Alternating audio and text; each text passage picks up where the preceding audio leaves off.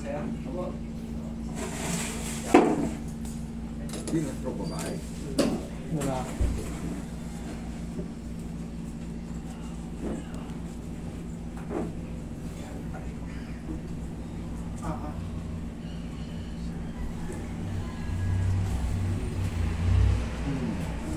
Kasi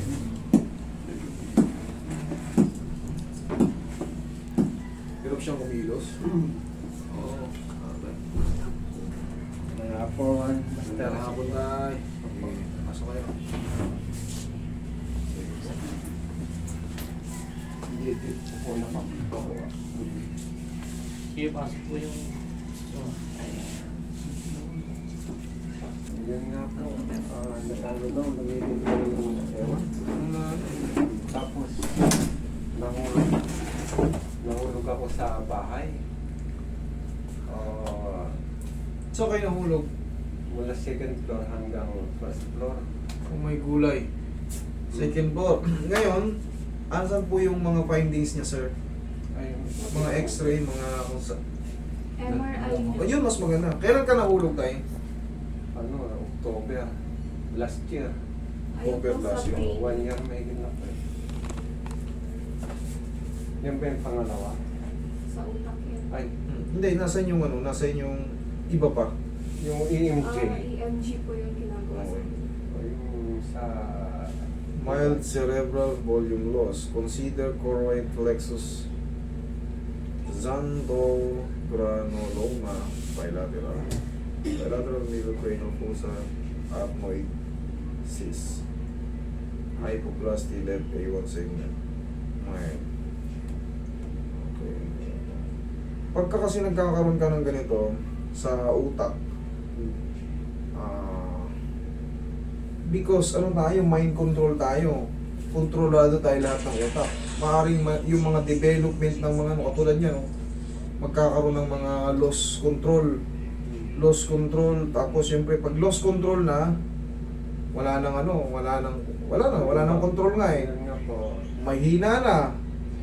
Kakainin na yan ng mga, yung mga muscle mo, pag wala ng workout, siyempre, wala nang yung muscle hindi na magde-develop. Pero sir, meron pong report dito na cervical fracture. Dito po yan. Opo. Ngayon, yung cervical fracture, left-sided weakness since January 2025. Ngayon, pag nagkaroon po kayo ng cervical fracture, maaari pong tamaan yung spinal cord mo na para magpahina ng buong katawan natin, because yung spinal cord, kontrolado po yan din ng utak, diretso pa rin yun sa utak. Yun ang mangyayari sa inyo. Kaya ito ang unang umano because of cervical fracture. Nasaan po yung yung files ng cervical fracture? Nasaan po yung pinaka x-ray? Wala po. Wala. Meron siyang cervical Ano fracture. lang kasi sabi mo, Ano po, ang sabi po ng doctor, may ano siya sa C5, C6. C5, C6. Ayun nga nalagay yung fracture. Pero sabi po, kusa daw po yung nag-heal. Mag-heal naman siya, pero it depends yung position.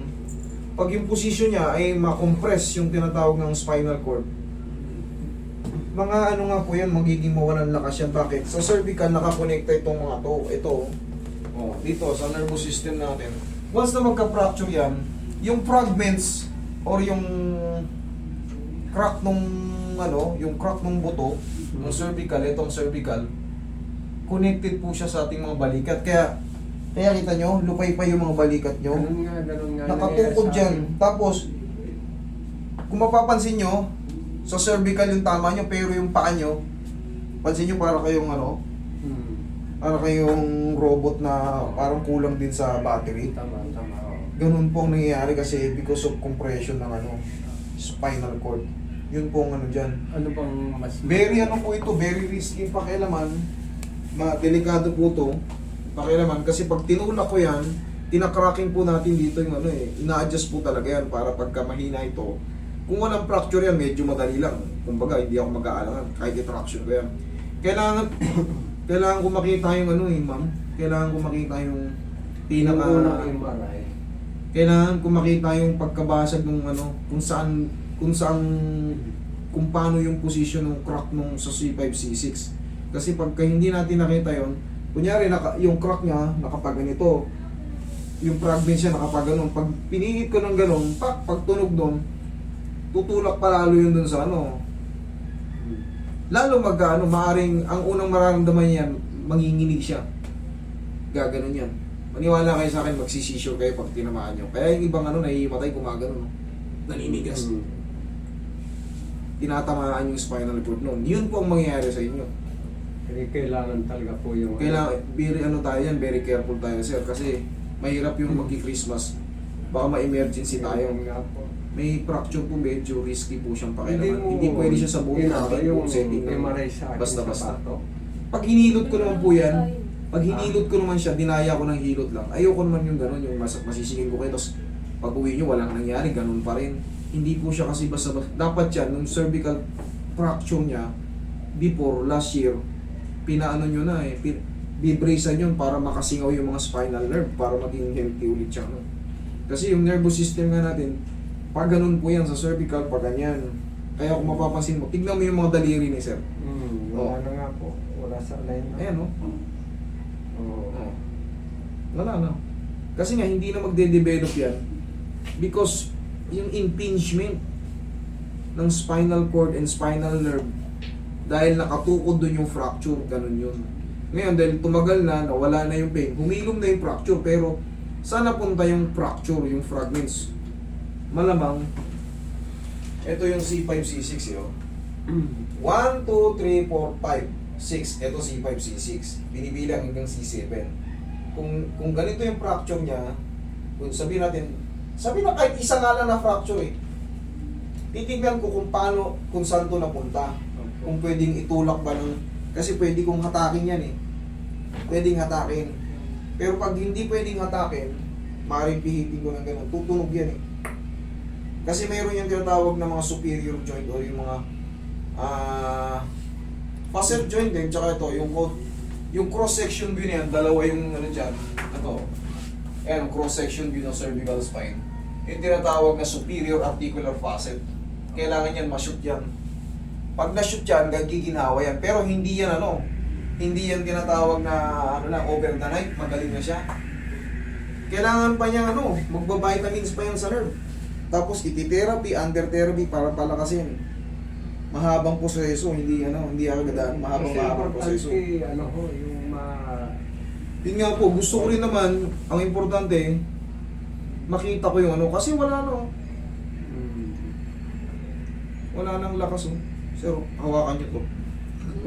Tuyot na, butot balat na to. Wala na yung power. Walang muscle, walang power. Anong X-ray o MRI? Kahit X-ray lang, sir. Pero kung MRI, okay na nabasa ko na yung MRI. Yung pinaka-structure na lang, X-ray po yung X-ray ng cervical. Titingnan ko kung matutulungan ko pa kayo or hindi. Kasi pag yan, binarabara natin, I promise you, magsisisure po kayo dyan. Wala po tayong rito. Wala tayong any life support na pwedeng makasuporta sa inyo dito pag nag-seizure kayo. Buti sana kung kayanin nyo. Siyempre, may pain yun. X-ray na lang. Opo tayo. Wala naman kayong babayaran sa akin. Ang mahalaga, kumbaga second opinion nyo ako kasi gusto ko man kayong ayusin. Baka kasi pag ganyan mo kayo, tapos hinihil ko kayo, wala rin naman akong magagawa. Kumbaga, walang may tutulong. Ayoko mangyayari yung gano'n. Gusto ko, kung haplusin ko na kayo, may matutulong. Ang nangyayari kasi, hindi pwede yung basta-bastahin. Hindi pwedeng basta-bastahin, lalo kung may fracture. Base sa MRI kasi, lumabas yung fracture. Ngayon, titignan ko kung paano sumiksik yung basag ng niya. Kasi pag fracture, biyak. Titignan ko kung paano tumukod yung C5, C6. Ganyan-ganyan kasi ganyan-ganyan. Pagka ito, 1, 2, 3, 4, 5, 6, ito yan, ganyan. Pag nakalag to, o kaya dumiin ng ganyan, wala tayong magagawa pag dumiin yan.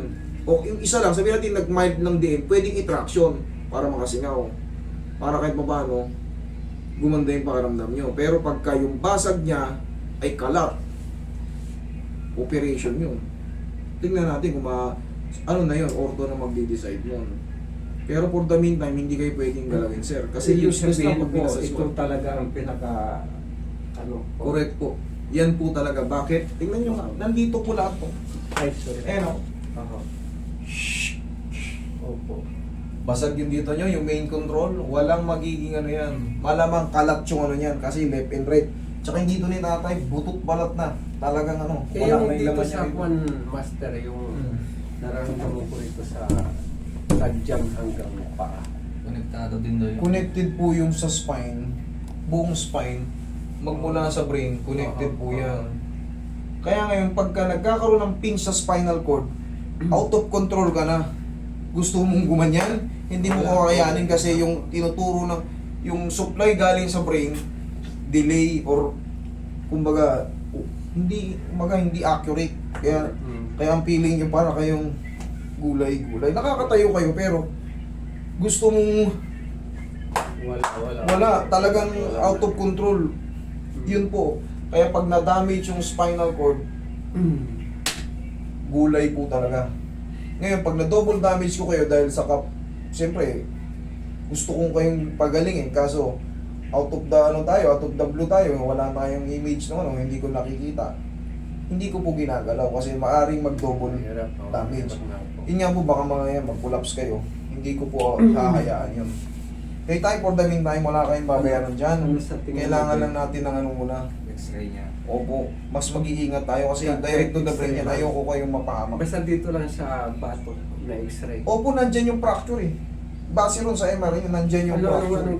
Anong sasabihin pala po sa ano? Pakita nyo lang po yung old files nyo. Kamo pumunta kami sa therapist eh, kasi sabi, base rito sa MRI may nakalagay po ng fracture. Okay. Makikita naman nila yun din. Pag nakita no, ano pong gusto nyo gawin tayo? Siyempre, check ano po ba nararamdaman? Kasama na yung check-up doon. Eh gusto ko po sana ma-x-ray ito.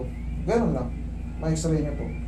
Kasi, isipin nyo, ang history kasi ni sir, nalaglag siya sa second floor. Opo. Ganun po ang nangyayari, nabasag. Siyempre, yung impact nun, kaya maging nagugulay talaga. I'm sorry to say sir, pero for the meantime, kahit bumalik na lang kayo kung sakali, wala naman kayong babayaran dyan kahit 5 bulan. Okay, tay? Okay. Palakas Salamat kayo. po.